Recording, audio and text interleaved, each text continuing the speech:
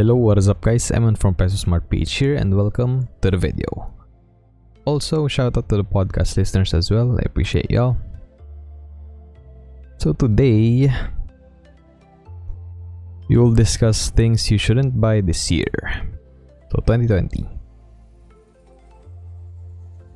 So yung first one is a new phone. So bakit nga ba? I think yung main reasoning ko for adding this sa list is because there's always a new version of your current phone every year. And I don't think kailangan mo naman ng panibagong update or ng panibagong phone every year unless you really need it. But like, para siyang marketing play like ng brands katulad ng Apple, Samsung, sila yung mga big players dyan sa market na yan. Then, Vivo, Xiaomi, ito yung mga parang nasa budget options sa mga phone. And then Sony yan, medyo nasa high-end din. But like, meron na rin silang budget phones. And always remember lang, if you don't need it, don't buy it. And yun, kalimitan talaga sa atin. I mean, kailangan naman natin yung smartphone na like nowadays. Kasi like, kaya natin magawa ng business natin, mag-start ng business natin online using our smartphone. Pero we don't need to do that every year. Kung kakabili mo pa lang ng phone mo and okay pa naman siya, use that one and continue using it, continue utilizing it until like, you know, like masira na siya. Kasi kalimitan like yung unang reason natin ba tayo nabili ng phone is para lang maging updated, di ba? Para in ka. And most of the time, hindi naman talaga mahalaga yun. As long as gumagana yung phone mo, okay siya, nakakonect siya sa internet, that is really good enough. And isa pang rule na tandaan nyo, if you can't buy it twice, you can't afford it. Basically, ganun yung ginagawa ko. Like siguro yung binili ko lang na hindi ko kayang bilhin twice is yung PC ko. Back when I was starting in 2017. Nagsimula pala akong magtrabaho. Yun, syempre kailangan ko siya sa work din eh. Laptop lang yung gamit ko dati sa work. And then, yan, nag-invest ako sa PC. And like, parang 2 months ko nga siya bago na nabuo talaga, totally. Like, nung una nabili ko lang is monitor, then keyboard, mouse, then yung motherboard, processor, and yung power supply. Tsaka syempre yung casing. Like, wala pa siyang SSD, wala pa yung mga fans, wala pa yung video card. Yun, so like the following month, tsaka ko pa lang sila nabili. But yeah, it's a good investment. Until now, yun pa rin yung ginagamit ko. Magti 3 years na yung PC ko, so it's a wise expense. And nagpay siya ng dividend sa akin kasi kung wala to, wala ako dun sa current work ko, which is like work from home lang. So yan. And then ito, I used my old smartphone from 2015 to 2019. Asus yung brand niya. Budget phone lang yun, like super budget phone. I think yung bili ko dun is like 4.7 lang. Nung time na yun, ipon ko lang nung college, nung allowance ko, nung baon ko, nung college, yung ginamit ko para mabili yan. And yeah, like, yung 4.7 is like, medyo malaking amount na yun before, para sa akin. Well, ngayon, malaki pa rin naman siya. But like, you know, considering na estudyante pa lang ako nun, and yung allowance ko magkano lang, like, parang 4K lang a month. So, yeah, diba? Parang 1 month and 1 week ko siya na pinag-ipunan na hindi kagagastos totally. E pumapasok ako sa school. So, medyo matagal na pag-ipunan yan. Anyway, yeah. Ayun, I purchased a new smartphone last year, Feb 2019. A50 yung gamit ko ngayon, Samsung. Nasa mid-range na siya nung mga smartphones. Nasa siya, I think, how much nga ba? I think 18K. Something like that. But yeah, mid-range siya. Legit yung camera. Battery is okay. And yeah, hanggang ngayon, ginagamit ko pa rin siya. And I think di naman bumagal yung performance niya. Same performance pa rin as last year. So yeah, sobrang worth it. And I think magagamit ko pa to in the next 2 years, I guess. Never ko pa siya nabagsak. So yun, syempre kailangan nyo rin ingatan yung phone nyo, di ba? Like, paano siya tatagal ng more than a year, more than 2 years? Kung like, lagi nyo binabasak yun. Syempre, laging, pagka nasisira yung phone nyo, like, kasalanan nyo rin di ba? Lalo na pag yung, like, ano kayo, like, wala kayong masyadong pakialam kung saan nyo pinapatong, then, yun, lagi nga nababagsak, or like, parang binabato nyo, or huwag nyo gawin yan. Para makatipid kayo, kasi, malaking, ano rin malaking investment din siya. Like, malaking amount din yung magagastos mo pagka bumili ka ng bagong smartphone na magagamit mo na matagal, yung may quality, di ba? Okay, move on na tayo sa next one. So, hindi yan toy car, actual car yan, brand new car actually. Yung main reason kung bakit ito nandito is nandito sa next paragraph. Medyo mahaba siya, sorry sa wall of text, pero sabi dito, most new cars lose about 10% of their value as soon as they're driven off the lot. And another 10% to 20% by the end of the first year. After that, you're looking at a decrease in value about 15 to 25% per year, for an average loss of over 60% by the 5th year. Like, no-brainer to, di ba? Unless kailangan mo talaga siya and like, may pambili ka ng, for example, buo. Kasi ano yan like, kunyari binili mo na yung kotse, tas, for example, nasa 500,000 siya. 500,000 pesos. So, pagka nilabas mo siya dun sa lot nung car manufacturer or nung car dealer, may value na lang niya is 450k. Nag-lose siya agad ng 10%. Kahit binayaran mo siya ng buo. Like, ang laking bagay nun. And then, on the first year, another 10 to 20% yung malulose niya. Like, paano pa lalo kapag by financing mo siya nakuha? Like, inutang mo lang yung pera para mabili yung kotse, and then, may interest siya ng, like, let's say, medyo baba na nga ito, 5%, diba? Kalimitan, mas mataas pa doon yung ibibigay sa'yo nung financing. Kahit yung dealer pa yung nagbigay nun. Or kung sa bank, so taas pa yung bibigyan nila kalimitan. So, ayan. Hindi siya talaga magandang, like, purchase. Lalo na pag nag-start ka pa lang. Yun nga. Isa sa tumatak na sinabi ng prof ko nung college. Economics prof to. Do not buy a car in the first 5 years of your working career. Ayun, nandito pala siya. Nalimutan ko na in-include ko siya. Yeah, there's one thing that my freshman economics professor told us back in 2013. So, sobrang tagal, 7 years ago na. In the first 5 years of your career after graduating, do not buy a car. Do not buy a car. Tapos parang yung accent pa niya, do not buy a car. Lagi niya sinasabi, like, almost every day, yung session namin sa kanya, yung class I think is MWF, if I remember correctly. And yeah, laging at some point, laging ma-bring up yun. Tas parang igigil pa niya namin na, do you remember what I told you? In the first 5 years of your working career, do not buy a car. Tas yun, instead, put your money in a mutual fund and you'll be a millionaire after 5 years. And thinking about it now, that's really possible. Kung nilagay mo yung pera mo sa mutual fund and after 5 years, I think, yeah, yung net worth mo is making, at least 1 million. So yeah, you're considered a millionaire, technically. But, sadly, I didn't really follow everything he said, but I took his advice of not buying a car because personally, I don't need it. Nasa bahay lang ako, nagtatrabaho, and took the stock market investing route instead. And yeah, like on pace na ilang taon na ba akong work? I think, yeah, magti 3 years na. So, like, hopefully, yeah, yung net worth natin is nasa 1 million or over 1 million after 2 years, 2 more years.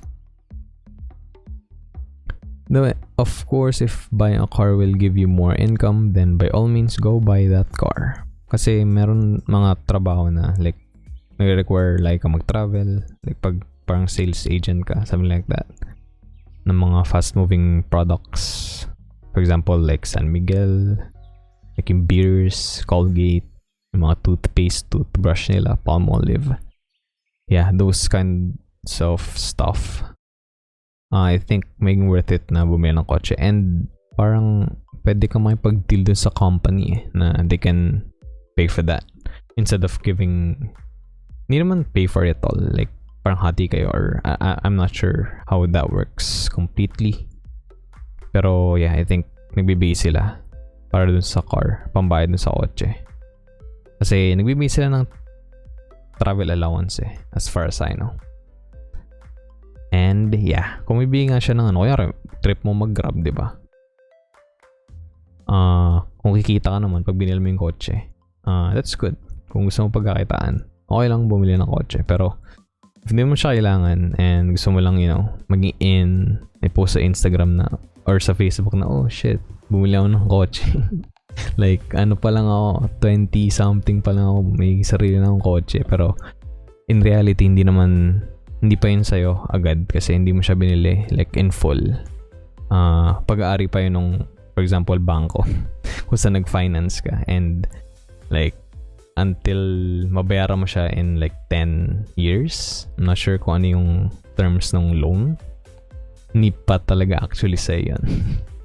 Technically speaking. So, ayun. Take it with a grain of salt. But if you're buying a car yun nga, just to keep up with friends, family, etc., then don't. Yeah. Kalimitan, we're buying stupid things just to impress people that we don't really like. Like, to post sa, sa social media to impress other people. It's not really smart. And hindi siya healthy para sa financial health mo. Okay, let's move on. So, si Joey to. So, nilagay ko lang yung gif na to dito kasi, yeah, clothes yung next na nasa list. More clothes. Ayun, kaya ako nilagay ito sa list kasi lagi ko naalala si Steve Jobs dito. Diba? Parang may, at some point, nung medyo sumigat na siya sa internet. Like, yeah, medyo nagagamit na internet. Sumisikat na siya. Pag nagpa-public speaker, like, yeah, nakita siya sa camera palagi. Yung suot niya is same lang. Jeans, white, sneakers, and then like a black shirt na long sleeves, diba? Yun yung lagi suot niya. Kasi parang it saves him time to like decide kung ano ba yung susuotin niya for that day. So, ginawa niya, isa na lang set yung damit niya. Like for everyday use. Isang sapatos lang, isang jeans, and isang shirt. Pero syempre, siguro naman may 5 siyang pairs nun. Hindi naman like pwedeng everyday lalaban pa niya yun after niya kubarin. So yun yung parang thought here. And then ito, kuha lang tayo ng statistics. The average person spends around $161 per month. So that is around, kung nasa 50 pesos, nasa 7.5k, 8k pesos per month on clothes. Then women spend nearly 76% more than men do on clothing in a year. So the average family of 4 spends around $1,800 per year on clothes, with $388 of this on shoes. That is a crazy amount, man. Kung in-invest mo yan, like, siguro, sabihin natin, i-minimize mo siya sa 10%, di ba? Kung 1/8 yung sinaspend mo in a year. So, that's almost 100,000 pesos on clothes. Like, gawin mo 10% lang, di ba? Galat ka ng 10k para sa damit in a year. I mean, I think possible naman yun. I think lang pero yeah, correct me if I'm wrong. Kasi syempre ako nga, nasa bahay lang ako. I don't really need that much clothes. And I think sobrang tagal na nung huli akong bumili ng damit. I can't even remember when was the last time. But yeah, the average adult age 25 to 34 spends $161 per month on clothing. And then adults age 35 to 44, however, spend slightly more, $209 per month. This makes sense since the mean income for adults age 35 to 44 is 26% higher than adults age 25 to 34. Okay, so dahil tumaas yung income nila, tumataas din yung expenses nila. That is not really ideal. Lalo na pag nag-build ka ng portfolio mo. Anyway. And then, yun, spend money on quality products instead of buying cheap options over and over again, multiple times. Like, ayun nga, parang kanina, yung example ko sa PC ko, diba? Like, okay yung parts na nabili ko and doon nabuo ko siya. Yeah, tumatagal siya. So, instead of like buying yung mga trend ngayon, yung mga magandang shirt, yung magandang printed shirt na ganyan, or yung bagong sapatos na, like, parang fake. Ayan, bumili na lang kayo ng quality products na alam nyo yung tatagal. Like yung subok na, di ba? Para isang bili lang, di ba? Sa isang taon. Then, magagamit mo na yan for the whole year. In many ways. So, remember, money is what you pay and then quality is what you get. Then the next one, dog. Ito na yung nasa last one na to sa list, pets. So, yun, a brand new pet from a breeder is quite expensive. That is just the reality. So, instead of buying, adopt instead. Sobrang daming like institutions or organizations or whatever you call them na nagpapa-adopt ng pets. Like, kung ano man yung trip nyo. Dogs, like cats. Yun naman yung common, di ba? Sa Philippines na pets. Unless like exotic yung trip nyo. But yeah, parang topic na yun for another time. But yeah, for dog lovers and cat lovers, yun. Mag-adopt na lang kayo instead of buying a new pet. Kasi mas mas makatipid kayo. And same lang naman siya, di ba? Local animal shelters offer free or almost free adoption. Like, pupuntahan nyo lang sila. And then, lagi namang updated like yung parang injection sila and kung ano man yung ginagawa sa pets. Wala ko masyadong alam dito, pero ayun. And then, recap lang tayo. Things you shouldn't buy this year. So, number 1, new phone. Number 2, brand new car. Then, 3, more clothes. And then, lastly, pets. Then yung sa pets nga yan, same lang naman sila. Like yung sabihin natin 50k na pet na binili mo versus sa 1k na i-adopt mo. Pag uwi mo, like didilaan ka pa rin nila and yeah, titreat ka pa rin nila as best friend. Then ito yung mga resources and articles na ginamit ko. Pinagkunan ko ng info dito sa presentation. Lalagay ko na lang yan sa description sa baba para ma-access nyo. And yeah, lahat ng like links and articles na related dito sa presentation, check out nyo lang yan sa baba para mas mabasa nyo pa in full detail. And then, that is the end na actually of the video. And this episode, huwag nyo kalimutan i-smash yung like button because that will certainly help the channel. And subscribe na rin kayo to my channel and ring the notification bell so you won't miss any of the new episodes. So end natin with a quote from Gary Vaynerchuk. Sabi niya, be grateful you even have a chance because the odds of becoming a human being are 400 trillion to 1.